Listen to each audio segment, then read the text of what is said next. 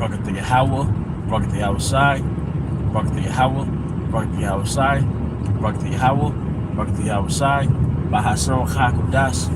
I want to give double honors to our elder apostles and elder bishops of Great Millstone who be well.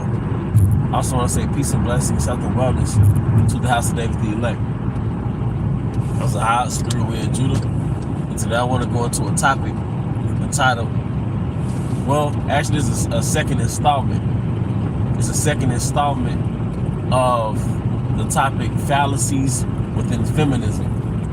Fallacies within feminism. As we know that fallacy is untruth, a deceit. And it goes back to the Latin fallacia, all right, which means a deceit, an error in your logic. For example, once again, you know, God loves everybody is a fallacy. All you have to do is pray over your food and you're good. That's a fallacy, all right? But when it comes to this topic, feminism, all right, a woman having a life before marriage, all right, or she believes that she can have a life before marriage, that's a fallacy, okay? Also, when it comes to the second installment, all right, equality is a fallacy. So within this live stream, the second installment, all right, of fallacies in feminism, all right, fallacies in feminism, okay, we're gonna go into the fallacy of equality, all right, according to the Bible. One thing I noticed about feminists, far left women, the Jada Pickett type women, all right, the Erykah Badu's and the Gabrielle type women that you meet every day with that same demonic energy on them, they want you to close the Bible because the Bible puts them in their place. The Holy Bible puts them in their place, all right? And what I want to get into, and one thing you realize when they want you to close the Bible, they want to bring you into their world and their realm where really they're gods, all right? They want you to close the Bible and they want you to refer to the Bible as patriarchy or something that's oppressive, all right? Just so they can replace the Most High with themselves. Because in the old country and within tradition, all right, within the scriptures, a woman is no goddess. She's no queen, all right? She's a servant to her man, period. She's an assistant to her man, all right? She's a helpmeet to her man, all right? So going to, well, roughly paraphrasing, 1 Corinthians, the 11th chapter, all right, around the 3rd verse, where it says the head of Yahweh Shai is the Most High, all right, the head of the man is Yahweh Shai, and the head of the woman is the man. Roughly paraphrasing, but basically the head of the woman is the man, and that's what I wanted to emphasize. The head of the woman is the man. So you were created to be the head.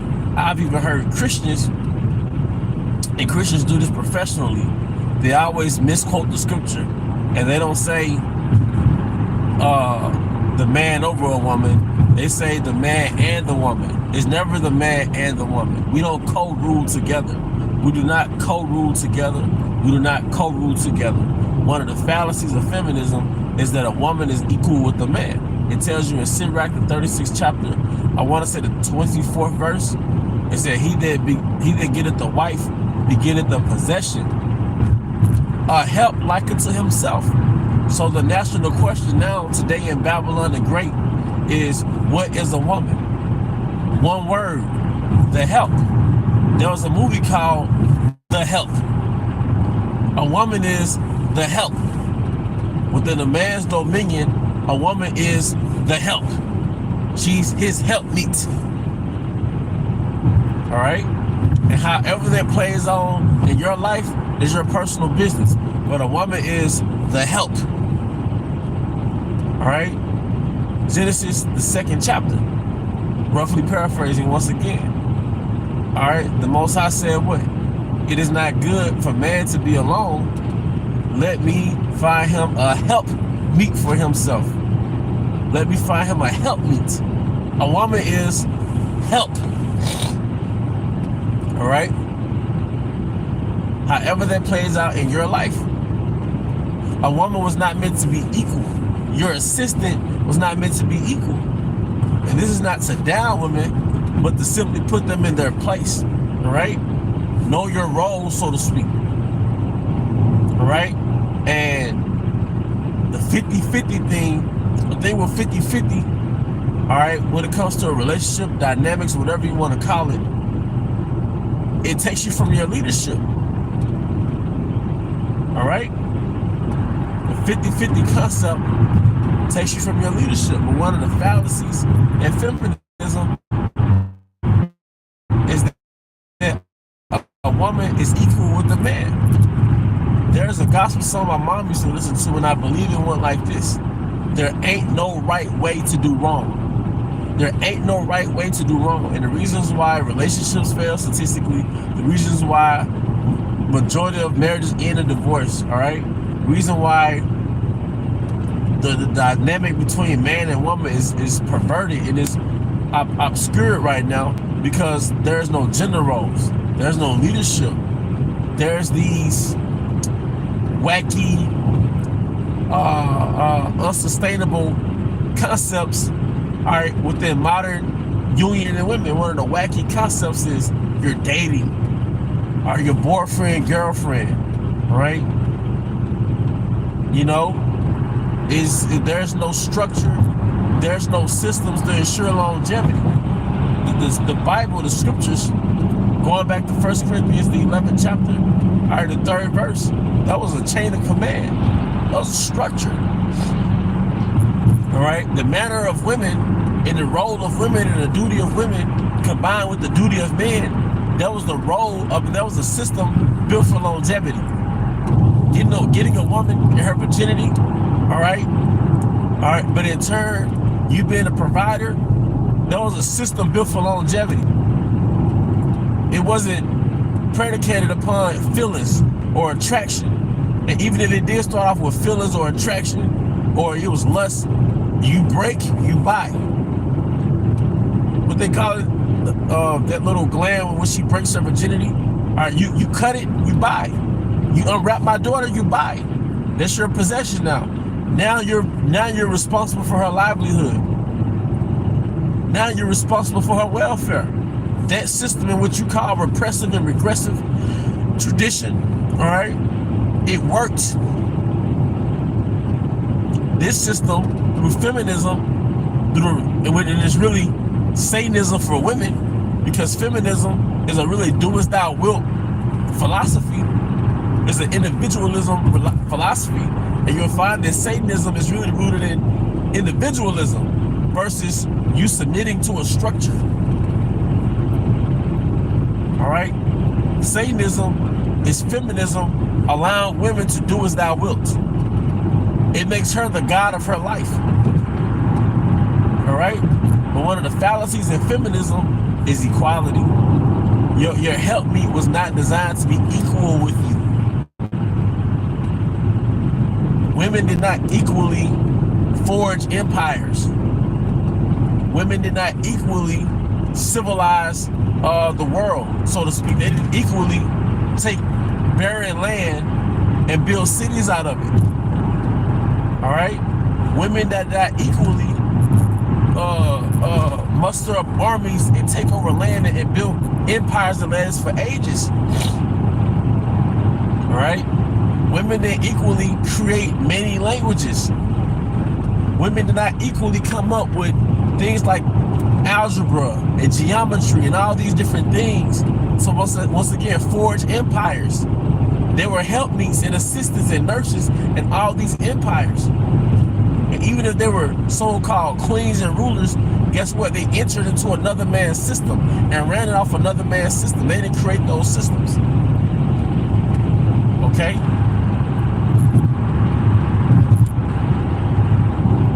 All right?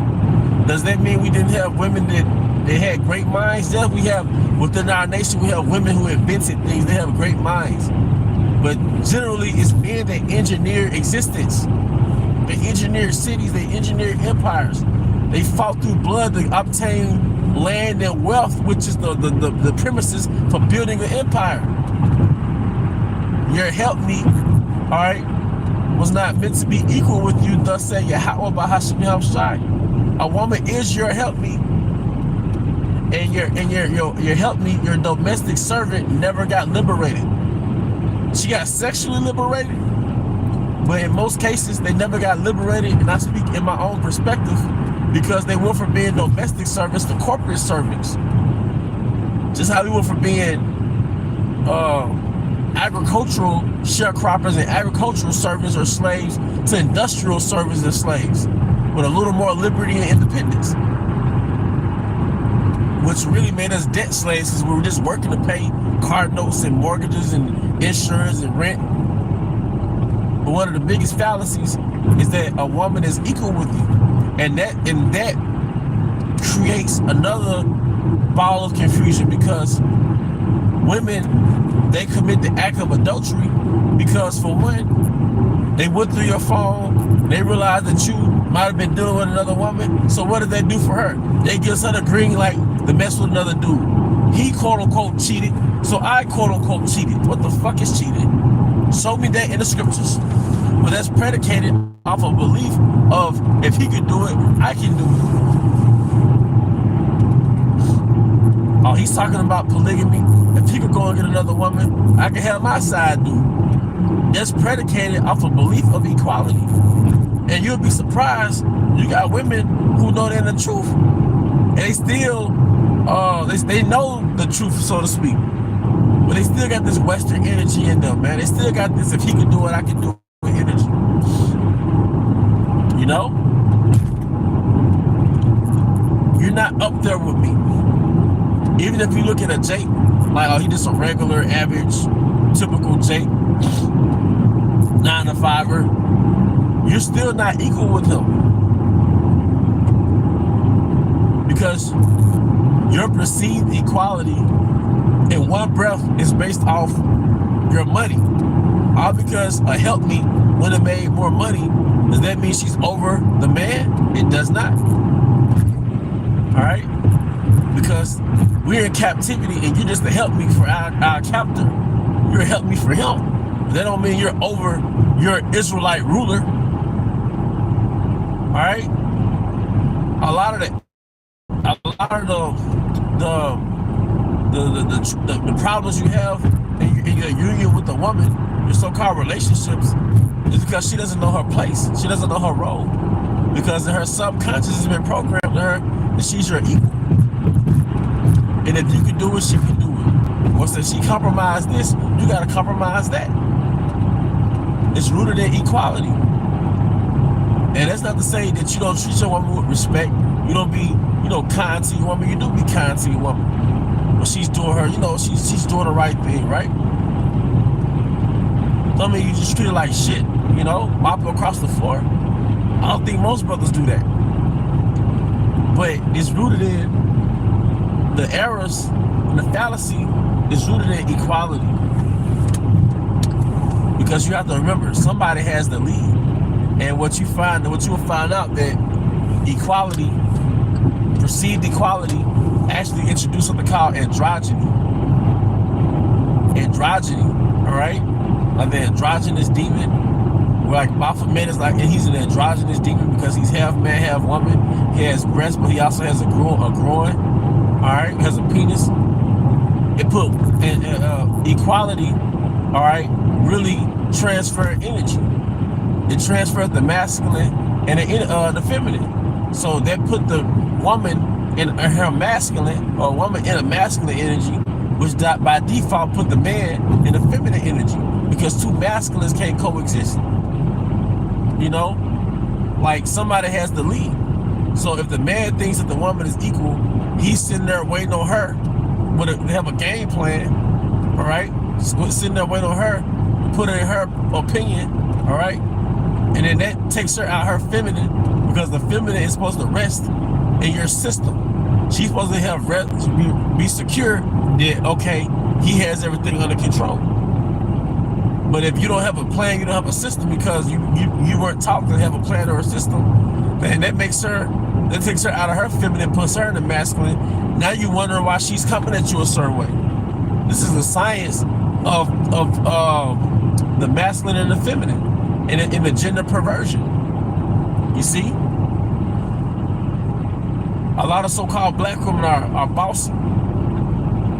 All right, they're dominant. So even if they're physically attractive, they're the masculine energy.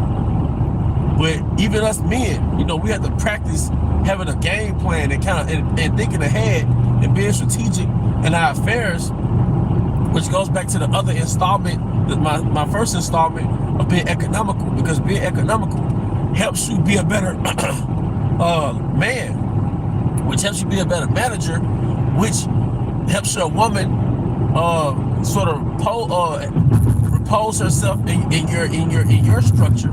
All right, as opposed to y'all doing everything. You know, don't get me wrong, women are great with details and they don't think how you think, and they can't add an opinion or whatever, but just having this thing in your, having a mindset that it's 50-50, it's not healthy for both of you, because her nature is really looking for a leader, no matter what she was taught. And that's something that we all have to learn. All right, being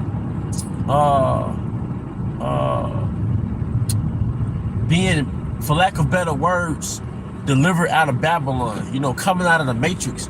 You're relearning yourself as a man and your role as a man, but you're also relearning her duties and role as a woman. So a lot of us was raised by women, was raised in a matriarch, was raised on the feminine vibration of really women running things, whether it was in your everyday life or just on TV. All right, it's been programmed into our subconscious. So us as men, we have to practice taking the lead. You know, there's nothing wrong with, you know, being open to your woman's opinion, but you have to remember, a lot of the trouble in the flesh you have is rooted in the perception of equality. You know, once again, 1 Corinthians 3, the man is the head. So the head is what? The brain, the mind, the logic and reason. The manager, all right? Because our head is Yahushai, which is really the word. So we get everything off the word. We know how to filter, we know how to see through the darkness because of Yahushai, the word. All right? And Yahushai, his head is the Most High. So Yahushai is speaking in the stead of the Most High. All right, but we're the woman's Yahushai. We're her head. All right. You see? So let's quote a few scriptures. 1 Corinthians, the 11th chapter, the 3rd verse, the man is the head, the man is over the woman, roughly paraphrasing. All right, Sirach 36:24, I believe. The woman is a help, a possession. All right. Genesis, the 2nd chapter, the woman is the helpmeet. So the woman is not the equal, she's the helpmeet. The woman is not equal, she's the help. She's your assistant. All right. And a woman in her role is beautiful, because a woman can actually turn your house or your home into a sacred place. She could be a homemaker. All right. And because we're yet this day in our captivity, she still might have a job, but typically you might cover most of the responsibilities, and she's your assistant, because it helps to, you know, go to work and already have your work clothes ironed out or clean, or, you know, it helps the things in the house taken care of while you actually going out there taking care of the bills, man. All right. But the woman is a help. You know, like I said, however it plays out in your kingdom, all right, that's on you. That's not me to dictate that. And Scripture tells you that one of the things that's beautiful in the sight of the Most High is a man and a woman who agree. All right, but part of that agreement is y'all both knowing y'all roles. You know, it's not agree like partnership, so to speak, but y'all both knowing y'all duties, man. Okay. So one of the fallacies in feminism is equality, and a lot of the mindsets that women have, all right, it's toxic to them, because it's rooted in, well, men can do it, I can do it. You know, women want to be alpha females, all right, because really equality isn't even equality. It's an inversion. It's you being the beta and she being the alpha. You being the feminine and she being the masculine. That's why they want you to close that book, man. The book being a Bible, because they want to be the head. All right. You see, especially Eve. You know, Eve has an innate desire to rule. You see? But I mean, that's pretty much the point. You know, there was never equality, man, and there was never a 50-50, half and half, because that denotes equality, and equality takes you from your leadership, and the Most High is he's calling upon leadership. You know? All right. And it says the elder got the scripture up. A wise judge shall instruct his people, in the government of a prudent man is well ordered. The first government is your household. First you got to govern yourself, then you govern your household, man. And we are in hell, and you're going to have trouble in the flesh, but you at least have to know the right way. All right?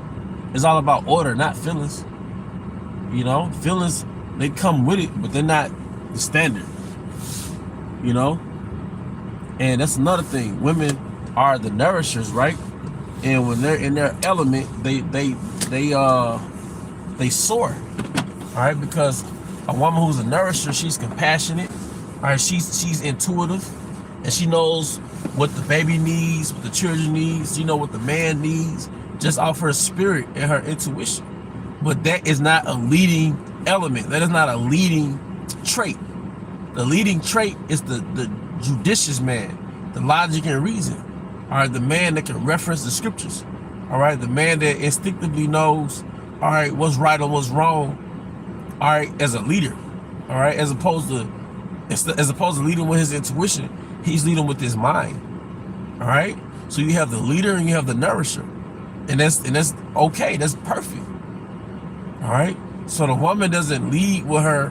The woman doesn't lead because her mind changes. Her mind changes because she goes off of her nourishing, intuitive, emotional self, as opposed to the logic and reason, practical self, man. You're the logic, reason, practical position, man. All right. But I hope this installment makes sense. You know, there is no equality, and that's not to down women, but that's to give proper order, man. Because Yahweh Shai comes to put everything back in order, man. All right, I'm going to just quote this before I close it, since I can read it now. Sirach 10:1, a wise judge will instruct his people, and the government of a prudent man is well ordered. But with that, I hope you brothers and sisters were edified. Once again, I want to give all honor and glory to Yahweh, B'Hashem Yahushai, B'Hashem Rakakudash. I want to give double honors for our elder apostles, elder bishops, a great millstone rule well. Peace and blessings, health and wellness to the house of David, the elects. Abba, Abba, come here, Shalom, Shalom.